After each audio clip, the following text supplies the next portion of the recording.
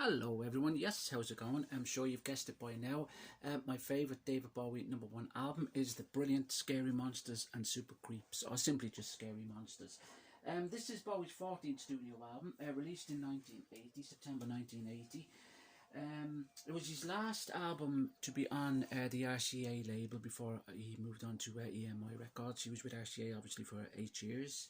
Um, this is probably I regard this album probably as a perfect balance of creativity and mainstream success, because even though it's very different from his Low Heroes Lodger album, the Berlin trilogy, it has a lot of references to that album, or to those albums, and it also has a lot of references kind of going back over his work all throughout the 70s, kind of taking in all his characters as such, from Ziggy the Duke, Halloween Jack, all his characters, and even he revisits his character of Major Tom, of course, with the Ashes to Ashes song. This, to me, is Bowie's masterpiece. Absolutely. The reason I'm probably a little bit nostalgic about this also because it's the first David Bowie album that I actually really heard, because I borrowed this album from a school friend in the very early 80s. Just, I think it might have been just prior to his Let's Dance album. And I just fell in love with the album straight away. Now, I wasn't into other music at the time. I was into music from a very early age, but there were more commercial bands that were around at the time, as every child would be, like Adam and the Ants and bands so forth like that. But Bowie, this album just absolutely blew me away from start to finish. I absolutely adore this album. Yes, and getting back to its sound and its creativity, there's so many bands that have been influenced by this particular album, I feel, from like New Romantics, obviously, from Duran Duran, even bands like Spandau Ballet, to Soft Cell, to Boy George Culture Club, and even to more kind of singers like Gary Newman as such. This album is really regarded as one of the kind of first new romantic style albums. Um, but in its own way, it is an absolute masterpiece, I should say. The songs, it opens up with the brilliant "It's No Game," and the guitar sound from Robert Fripp on this is absolutely mind blowing. When I first heard this, I went, "What the hell is this?" You know, it just absolutely, I couldn't believe what I was listening to. It was so different from what I'd been used to, and I think um, Bowie really has never really kind of done anything like this again. And he's never kind of done anything like this even on his past albums, even though there's a lot of kind of, it summons up a lot of his work throughout the 70s. But It's No Game, obviously he's singing it with this Cockney English voice, and it's got this Japanese singer singing on it. He's kind of translating what this particular Japanese singer is singing about. He's kind of just shouting into the lyrics as such, but it really works with the kind of grungy guitar from Robert Fripp. It's just out there. It's just such a different track, and it was so different from what was around at that particular time. Up the Hill Backwards, another kind of boppy kind of synthesizy kind of a song as such, but it just, again, with that Cockney voice, it just is, it's just absolutely sounds great. It just fits so perfectly on the album. And it's so different from the song prior, It's No Game. He's kind of moving with different sounds. It's not that much of an experimental album. I can't say he's experimenting with all this and all that. He's kind of getting into kind of a sound that he knows he wants to go with, if I could say that. Scary Monsters and Super Creeps, again, he's created that kind of commercially kind of sound, but different from not kind of commercial, kind of his own commercial style music. It's hard to explain. This album is very hard to explain, but you really have to get into this album. It's one of those type of albums. You really have to listen to it. Ashes to Ashes, of course, which was the mega hit from it, the fourth single to be released from it, which again is revisiting Major Tom, of course. He's out there and he's become a junkie. Was a big #1 hit for him, as the album was too. The album done very, very well in England. I think debuted at #1, and it done very well in the States as well. Kind of put him back into the limelight in the States. He was kind of drifting away a little bit with the Low Heroes and Lodgers, because they were never really successful albums, even though they were very important albums. They were never really hugely successful in the States, and even in England at the time, they they were never kind of they were never critically kind of acclaimed very well as such. But yeah, this kind of got him back into the kind of zone as such, if you can say. But Bowie, I always feel, knew what he was doing with this album. He was very kind of together with this album, if I may say so. Teenage Wildlife was an absolute masterpiece. It just got talking about teenagers in general as such. It just sounds perfect. His lyrics sound perfect, and he just goes off into another direction with the whole song. It just goes into a whole kind of different retreat from start to finish. It kind of starts off with this kind of guitar sound, this kind of bluesy guitar sound, which I think he's kind of revisiting, even references to Young Americans. He's kind of, that sound is there as such. You can, if you listen to it, you can hear it. And then he kind of goes off into this kind of, and gets back to the feel of the Scary Monsters album itself.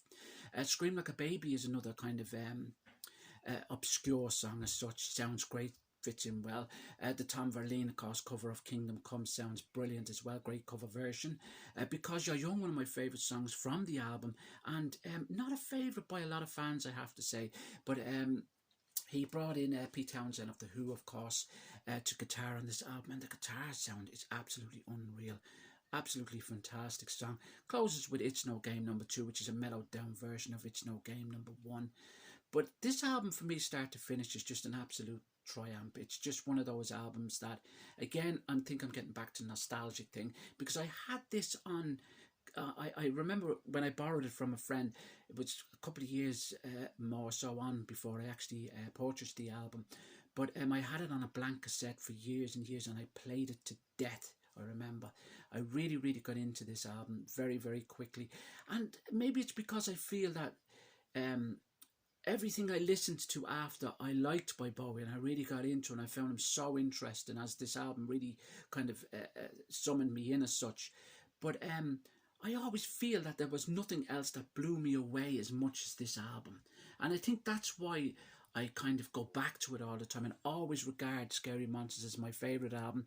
And I probably told us the story also when I met him outside the Conrad Hotel in, oh God, when 1990 I think it was, in his Sound of Vision. So I remember just waffling on when I seen him, probably doing his head in.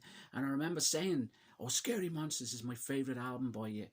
And he's kind of looked at me and smiled and said, oh, that's a nice one. And that kind of always kind of stayed in my mind as such.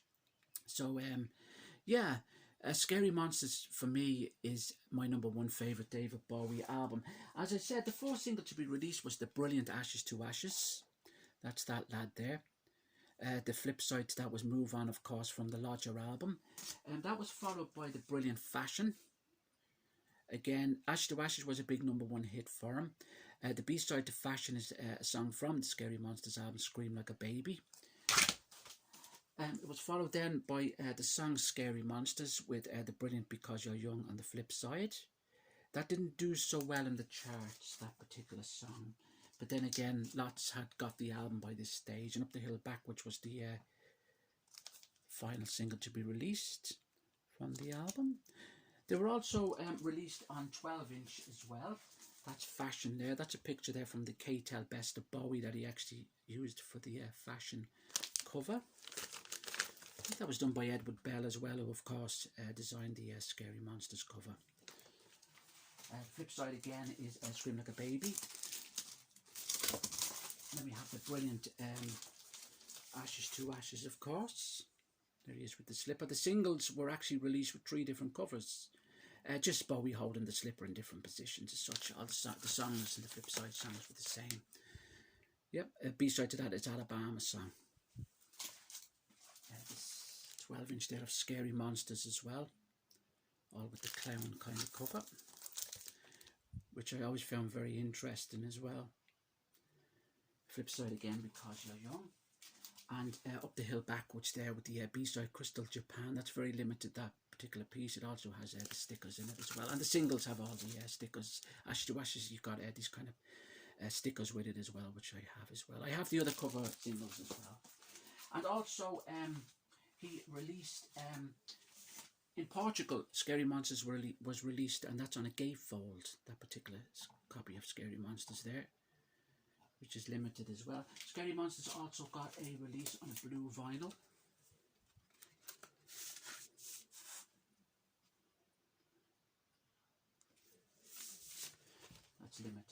well.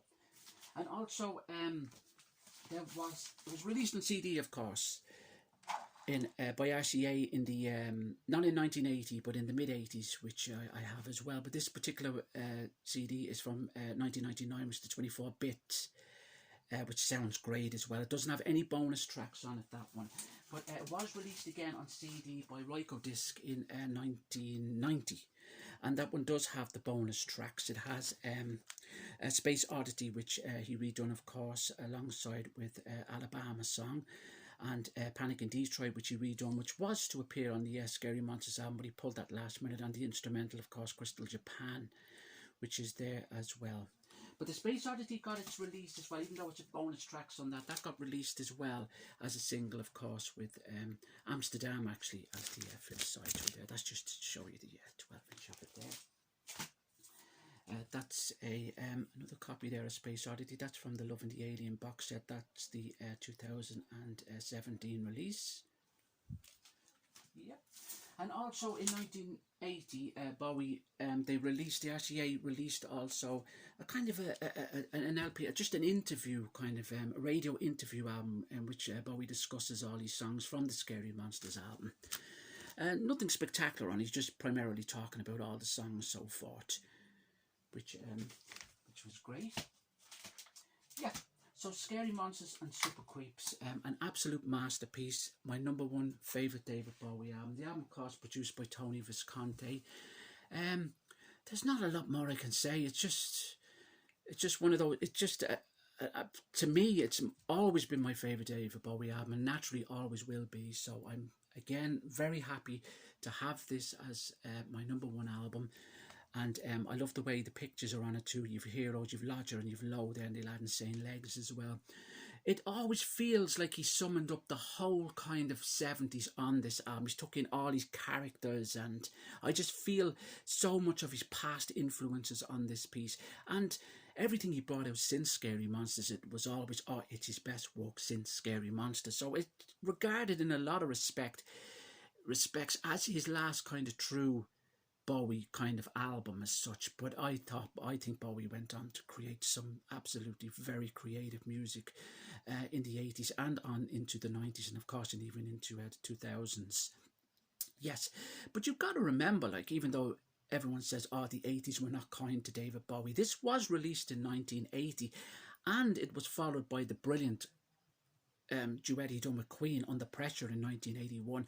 Yes, he went away for a while and got primarily into into acting, but a lot of personal issues raised here because John Lennon, of course, which was his true friend, actually was shot, of course, in December of 1980, and that kind of affected David Bowie in a lot of ways too, especially the stories of the fact that the chap who shot Lennon was targeting Bowie as well. Maybe not targeting him, but he was next on his agenda.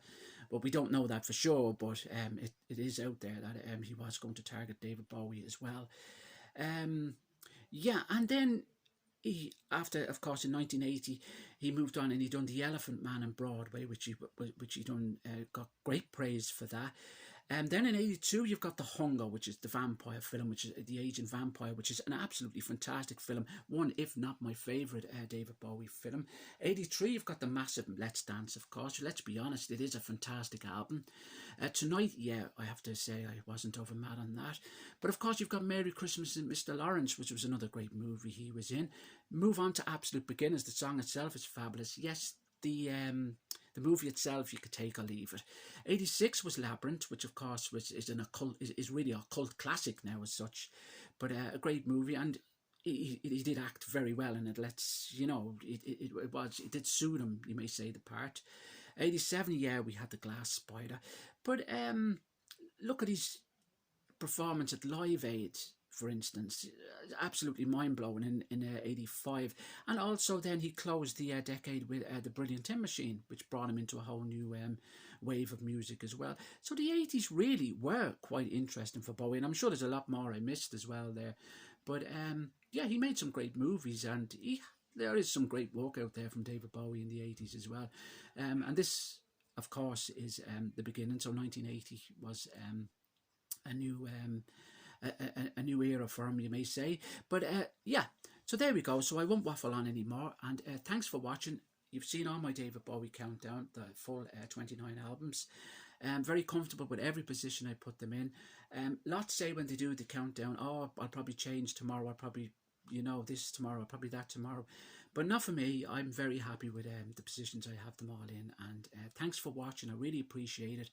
And look after yourselves and stay safe. Thanks again.